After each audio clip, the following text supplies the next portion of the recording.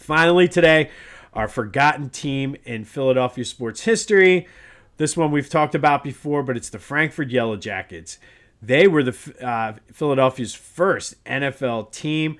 They were a barnstorming team playing a lot of college and semi-pro and NFL teams up until 1924 when they were admitted into the NFL. They won their first and only NFL championship in 1926, and this team became the first team to win a championship in football in Philadelphia. The Frankford Yellow Jackets, they used to play 2 games per weekend, which is just insanity. They'd play at home on Saturday and then away on Sunday due to Pennsylvania's blue laws. 8 years total in the NFL. And then, much like a lot of the teams of the time, the Depression, lack of fans, they also had a fire to their stadium up in Frankfurt and were playing down at Franklin Field, which made it tough at the time for people to get from Frankfurt all the way down to Franklin Field to watch them.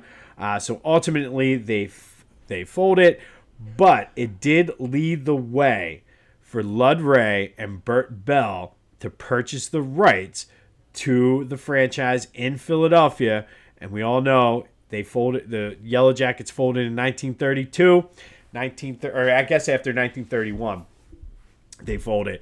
But 1933, the Philadelphia Eagles were formed. So without the Frankford Yellow Jackets, there would be no Philadelphia Eagles.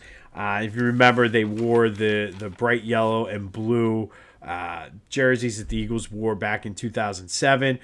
Some interesting notes about the Yellow Jackets. Lou Molinette became the first Latino to ever play in the NFL.